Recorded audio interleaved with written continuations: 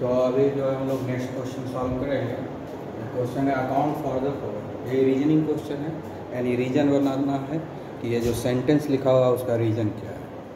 यहाँ सेंटेंस क्या लिखा हुआ है, P K B value of aniline is more than that of methyl. यानी पी के वी वैल्यू जो एनिलीन का है वो ज़्यादा है मिथाइल में। हम लोग पहले लिखते हैं ना पी के वी, ठीक है, और aniline is greater than that of pKv value or methyl CH3NH। ठीक है, यही हमको इसका रीजन बताना है। तो उल्टा सोचना शुरू करेंगे तो आ जाएगा रिजल्ट। अगर ये हमको प्रूफ करना है pKv वैल्यू ज़्यादा है तो Kv वैल्यू इसका उल्टा आता है ना, Kv वैल्यू उल्टा हो जाएगा। तो Kv value for aniline is less than Kv value for CH3। ठीक है, यही होगा। केवी वैल्यू जिसका ज़्यादा है वो ज़्यादा बेसिक है। तो केवी वैल्यू ज़्यादा क्यों होगा? केवी वैल्यू मतलब मोर बेसिक। इसका मतलब क्या हो गया कि बेसिक स्ट्रेंथ, इसका मतलब क्या हो गया, basic strength of aniline is less than the basic strength of methyl. इससे उसका बेसिक स्ट्रेंथ ज़्यादा है, ये मीनिंग हो। ये हमको दिया हुआ क्वेश्चन ना, गिवन, ये क्वेश्चन में दिया हुआ है, ये हो गया, इससे ये निकला। तो हमको यही प्रूफ करना है कि बेसिक स्ट्रेंथ CH3NH2 का ज़्यादा होगा। ठीक है, तो अब दोनों का स्ट्रक्चर हम जरा देखते हैं। ये स्ट्रक्चर है एनिलीन का।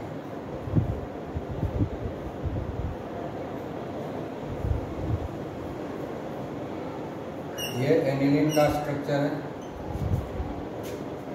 और मिथाइल अमाइन का स्ट्रक्चर है।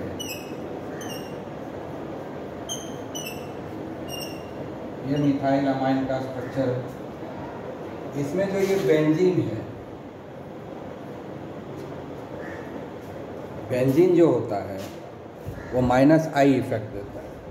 यहाँ पर ये जो बेंजीन है इलेक्ट्रॉन डेंसिटी को अपने तरफ खींचता है, तो यहाँ -I इफेक्ट, -I इफेक्ट है। और यहाँ पर ये अल्काइल ग्रुप है CH3, ये अपने से इलेक्ट्रॉन डेंसिटी को दूर भगाता है, यानी ये देता है +I इफेक्ट। तो यहाँ पर जो मिथाइल ग्रुप है वो +I इफेक्ट दे रहा है। यहाँ पर जो ये बेंजीन रिंग है ये -I इफेक्ट दे रहा है। ठीक है, तो -I इफेक्ट दे रहा है, ये इलेक्ट्रॉन डेंसिटी को विड्रॉ कर रहा है, तो रेजोनेंस आ जाएगा। एक तो -I इफेक्ट दे रहा है, ठीक है, तो ये जो डेंसिटी है वो यहाँ शिफ्ट होगा, फिर ये यहाँ शिफ्ट होगा, फिर ये यहाँ शिफ्ट होगा, फिर ये यहाँ शिफ्ट होगा, यानी इसमें रेजोनेंस है। तो यहाँ पर -I इफेक्ट है और दूसरा रेजोनेंस स्टेबलाइज्ड है ना। ये क्या है, रेजोनेंस स्टेबलाइज्ड। ठीक है, अब यहाँ पर और क्या हो रहा है, डीलोकलाइजेशन ऑफ लोन पेयर। इसमें क्या हो रहा है, डीलोकलाइजेशन ऑफ इलेक्ट्रॉन डेंसिटी हो रहा है, इलेक्ट्रॉन डेंसिटी। ये हो गया इसका पार्ट, यानी यहाँ जो ये इलेक्ट्रॉन डेंसिटी है, यहाँ पर जो ये इलेक्ट्रॉन डेंसिटी है इसका डीलोकलाइजेशन हो रहा है, यानी ये इलेक्ट्रॉन डेंसिटी यहाँ से डिस्पर्स हो रहा है कुछ यहाँ आ गया, कुछ यहाँ आ गया, कुछ एक यहाँ है, फिर यहाँ आ जाएगा थोड़ा, थोड़ा यहाँ, थोड़ा यहाँ। यानी इलेक्ट्रॉन डेंसिटी का जो है डिस्ट्रीब्यूशन हो गया, डिस्पर्सन हो गया, फैल गया चारों तरफ। हाँ, कहाँ कहाँ फैल गया? 4 जगह फैल गया। एक तो यहाँ है, फिर यहाँ भी थोड़ा आ गया, यहाँ भी थोड़ा आ गया, यहाँ भी थोड़ा आ गया। तो इलेक्ट्रॉन डेंसिटी जो है पूरे बेंजीन रिंग में फैल गया है। लेकिन यहाँ पर क्या हो गया है कि प्लस आई इफेक्ट है, इस नाइट्रोजन के ऊपर इलेक्ट्रॉन डेंसिटी को बढ़ा रहा है ना।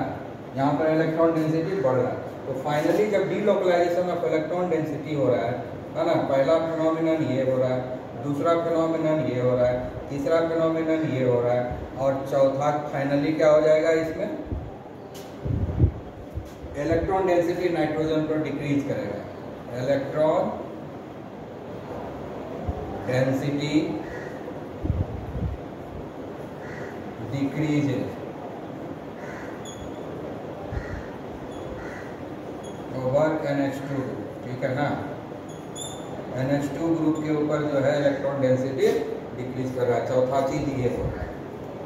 तो ये सारे फैक्टर जब इलेक्ट्रॉन डेंसिटी इस पर डिक्रीज हो जाएगा तो ये डोनेशन कम करेगा। इलेक्ट्रॉन डेंसिटी ही कम है तो वो डोनेट कैसे करेगा? कम ही ना डोनेट करेगा, ज़्यादा डोनेट नहीं कर सकता है। तो ये लेस बेसिक हो गया, इसीलिए ये लेस बेसिक हो गया। तो जब लेस बेसिक हो गया तो के भी वैल्यू लेस हो जाएगा, और जब के भी वैल्यू लेस होगा तो के भी वैल्यू बड़ा हो जाएगा, क्योंकि दोनों में इन्वर्स रिलेशन है ना।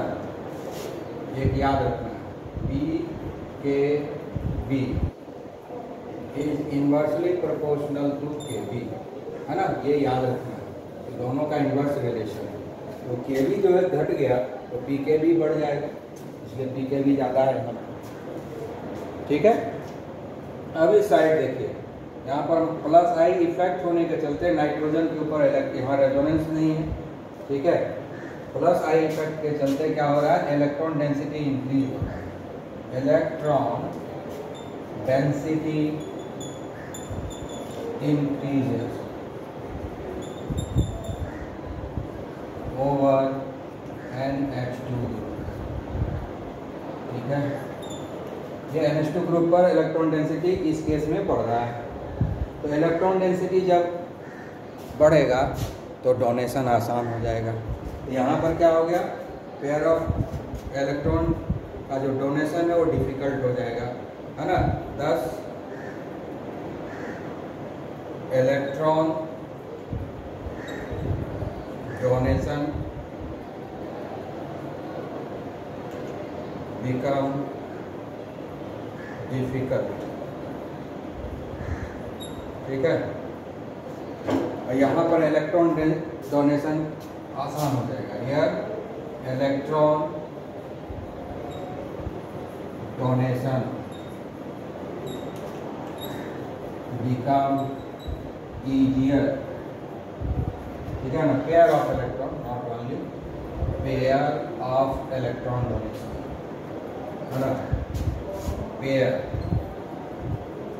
Pair of electron donation become difficult.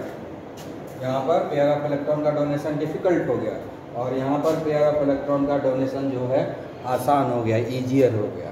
तो जहाँ इलेक्ट्रॉन डोनेशन आसान होगा वो मोर बेसिक होगा, ठीक है। तो इसीलिए हो गया बेसिक स्ट्रेंथ जो है इथाइल अमाइन का ज़्यादा हो गया, प्रूफ कर दिया, है ना। ये मोर बेसिक, तो इसके कारण क्या हो गया? फाइनली मोर बेसिक स्ट्रेंथ हो गया, मोर बेसिक स्ट्रेंथ, ठीक है। और इधर हो जाएगा less basic strength, less basic strength, ठीक है। ये लेस बेसिक स्ट्रेंथ हो गया। जब लेस बेसिक स्ट्रेंथ हो गया तो के भी लेस हो जाएगा, और के भी लेस हो जाएगा तो पी के भी मोर हो जाएगा। तो इसको आप अपने लैंग्वेज में कन्वर्ट कर लें, आप अपने हिसाब से, आपके अपने लैंग्वेज के सूटेबिलिटी के हिसाब से लिख लेंगे। हमने आपको एक्सप्लेन कर दिया। So according to your capability and easiness you have to write in your language. Okay. just explain. If you find any difficulty, you can call me and you can get in touch with me and I'll explain you again and again, no problem. So here it is explained. अब ये आपका explanation हो गया, ठीक है, आप अपने language में कन्वर्ट कर लेंगे। ओके, बस सिंपली करना क्या है, क्वेश्चन से ये पता चला कि इसका पीकेवी वैल्यू ज़्यादा है, और जब पीकेवी वैल्यू ज़्यादा है तो केवी वैल्यू कम होगा, और जब केवी वैल्यू कम होगा तो बेसिक स्ट्रेंथ कम होगा।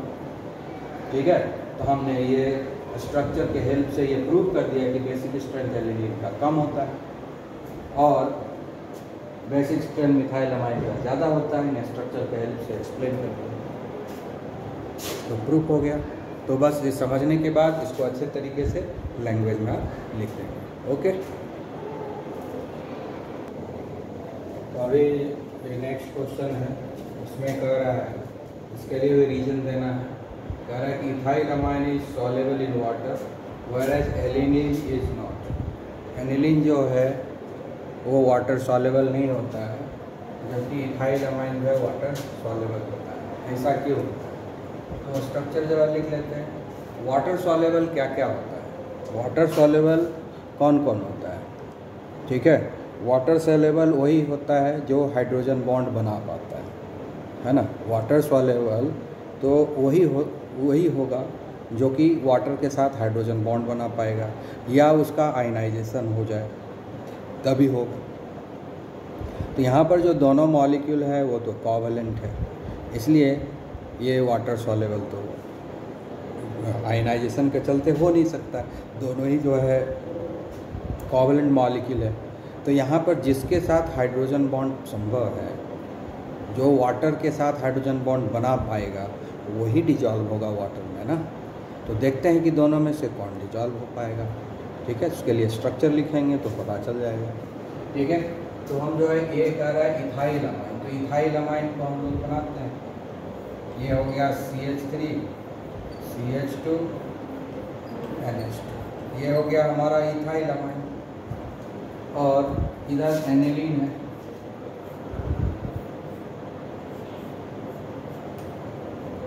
एनिलीन है।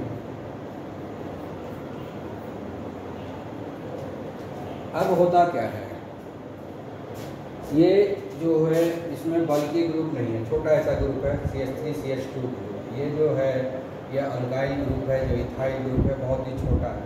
ये आपस में जो है भी हाइड्रोजन बॉन्ड बना लेगा। इथाइल अमाइन जो है आपस में भी हाइड्रोजन बॉन्ड बनाता है और वाटर के साथ भी हाइड्रोजन बॉन्ड बनाता है, क्योंकि इसमें कोई बल्कि ग्रुप नहीं है। तो वाटर के साथ भी हाइड्रोजन बॉन्ड बना लेगा। जैसे हम लोग वाटर लेंगे, एक एग्जांपल देते हैं। जैसे ये वाटर है, ठीक है, तो ये हाइड्रोजन हो गया, ये हाइड्रोजन हो गया, तो यहाँ पर ये हाइड्रोजन बॉन्ड बना लिया। फिर ये भी हाइड्रोजन बॉन्ड है ना, ये हाइड्रोजन बॉन्ड ऐसे डॉटेड दिखाते हैं ना, ठीक है, तो ये भी जो है हाइड्रोजन बॉन्ड बनाएगा। तो वाटर मॉलिक्यूल जो है हाइड्रोजन बॉन्ड बना लेगा आसानी से इसके साथ। ठीक है, इसलिए वाटर में ये डिजॉल्व हो जाएगा, क्योंकि इसमें ये छोटा मॉलिक्यूल है जो डिस्टर्ब नहीं करेगा वाटर को इसके साथ हाइड्रोजन बॉन्ड बना। लेकिन यहाँ पर क्या है, C6H5 है, जो बेंजीन रिंग है वो बल्कि ग्रुप है। यहाँ तो इथाइलमाइन आपस में भी हाइड्रोजन बॉन्ड बनाता है, तो वो हाइड्रोजन बॉन्ड तोड़ करके वाटर के साथ हाइड्रोजन बॉन्ड बना लिया, इसलिए ये वाटर सॉल्युबल हो जाएगा। ठीक है, लेकिन इस केस में जो ये जो है बल्कि ग्रुप, ये क्या है, बल्कि ग्रुप है, बड़ा ग्रुप है। जो C6H5 ये जो बड़ा ऐसा ग्रुप है, ये हाइड्रोजन बॉन्ड वाटर के साथ बनाने नहीं है। ठीक है, तो यहाँ पर क्या हो गया, absence of hydrogen bond, absence of hydrogen bond. तो इसमें हाइड्रोजन बॉन्ड ये बना नहीं पाया। और यहाँ क्या है, presence of hydrogen bond, presence of hydrogen bond, इसीलिए ये वाटर सॉल्युबल हो गया, वाटर सॉल्युबल हो गया, और ये वाटर इनसॉल्युबल हो गया, ये वाटर इनसॉल्युबल हो गया।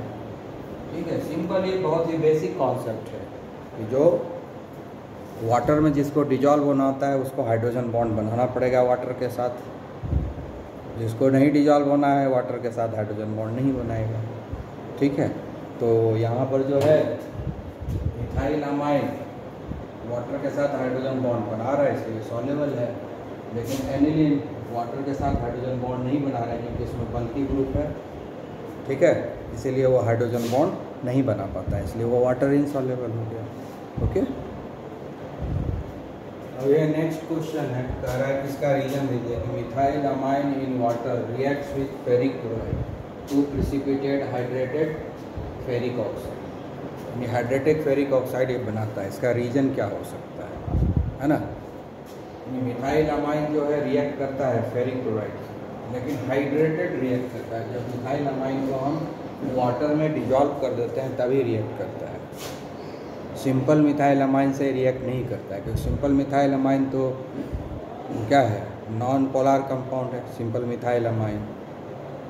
उस जब वो पानी में चला जाता है तो हाईली अल्कलाइन हो जाता है वो।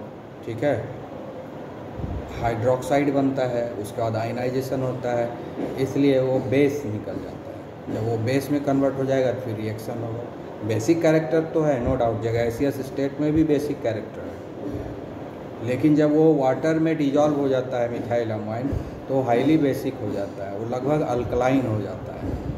ठीक है ना, स्ट्रॉन्ग बेस हो जाता है। तब क्या करेगा, फेरिक क्लोराइड से रिएक्ट करेगा जो स्ट्रॉन्ग एसिडिक होता है।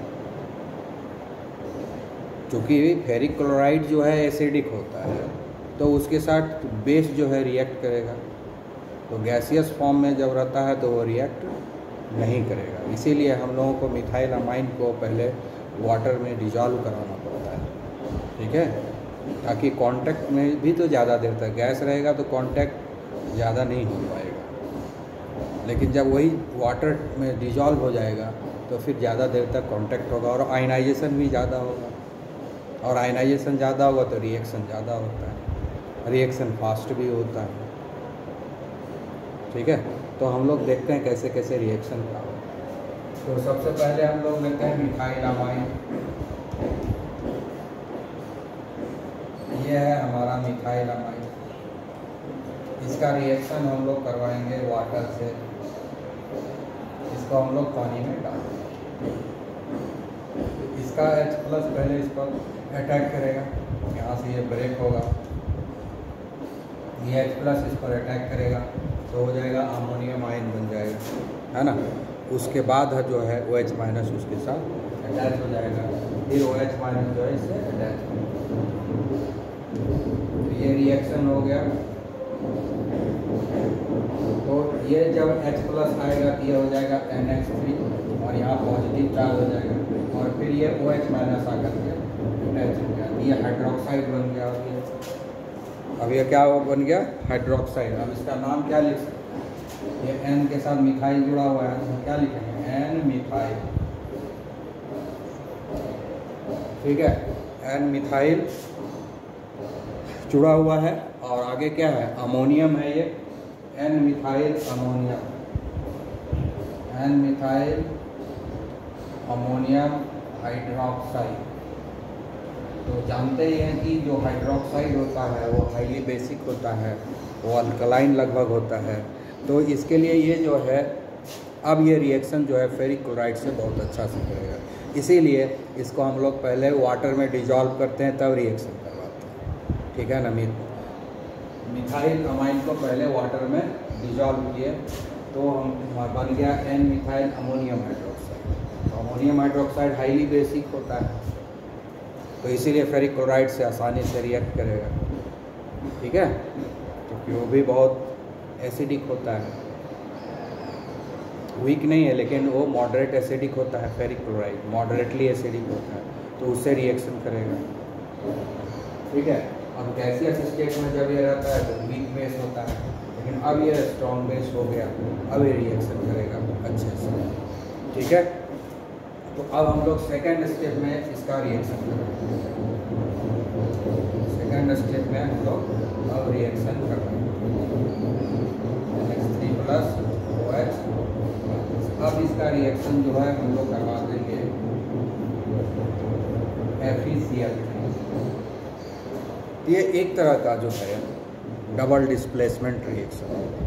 एक तरह का क्या होगा, डबल डिस्प्लेसमेंट रिएक्शन होगा। यहाँ से ये यहाँ पर ये आयनाइज हो जाएगा, ये Fe3+ बन जाएगा और ये C3Cl- में बढ़ जाएगा। यह Fe3+ बन जाएगा और ये 3Cl- में बनेगा। ये 3 क्लोराइड आयन आया है, ठीक है ना, 3 क्लोराइड आयन आया है।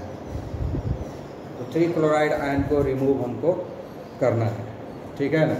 तो 3 क्लोराइड आयन रिमूव करेंगे तो यहाँ पर ऐसा 3 मॉलिक्यूल लगेगा, क्योंकि एक क्लोराइड आयन इसके साथ जुड़ेगा, ये OH- यहाँ से ये भी टूट जाएगा, OH- निकल जाएगा, तो इसके साथ रिएक्ट कर जाएगा, ये इसके साथ रिएक्ट करेगा, ये दोनों आपस में Fe3+ जो है इसके साथ होगा, ठीक है। तो कितना लगेगा, ठीक है। तो ये जो है यहाँ पर हमको देखना है, तो कितना खर्च होगा। तो टोटल आप देखेंगे कि 6 जो है खर्च हो जाएगा। तो ये जो है 6 हमारे पास यूनिट जो है खर्च होगा, ये जो है 2 यूनिट खर्च होगा, ठीक है। अब कैसे होता है ये आप देख लीजिए, ठीक है। सबसे पहले क्या होगा, Fe2O3 डॉट H2O बनता है, ठीक है ना। कितना H2O, 3H2, Fe2O3 3H2O बनता है। यह है हाइड्रेटेड फेरिक ऑक्साइड, ठीक है। और क्या बनेगा, इसके साथ जाएगा 3 जाएगा, उसके साथ भी तो अटैचमेंट होगा, तो वो कितना खर्च होगा, ठीक है। ये यहाँ पर जो है 6 को, यहाँ पर 6 हो गया, तो 6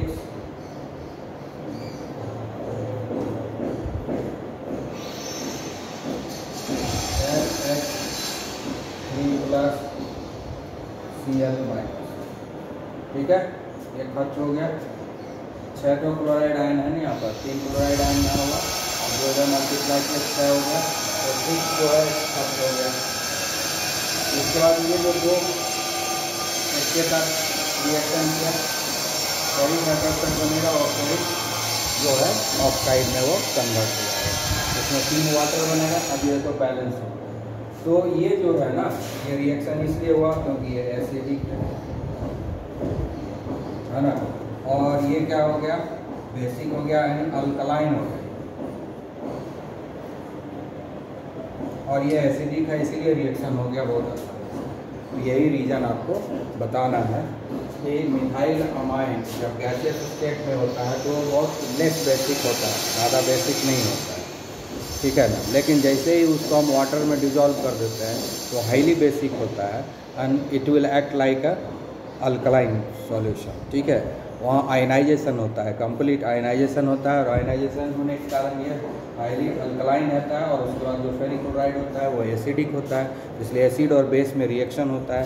तो एसिड और बेस में जब रिएक्शन होगा तो क्या बनेगा, सॉल्ट बनेगा। यहाँ पर क्या बनेगा, सॉल्ट, वाटर नहीं बनेगा, सिर्फ सॉल्ट ही बनेगा। 2 डिफरेंट वैरायटी, एक सॉल्ट ये बन जाएगा, एक सॉल्ट ये बन जाएगा, 2 सॉल्ट बन जाएगा, ठीक है। ये है हमारा हाइड्रेटेड फेरिक ऑक्साइड। तो रीजन यही हो गया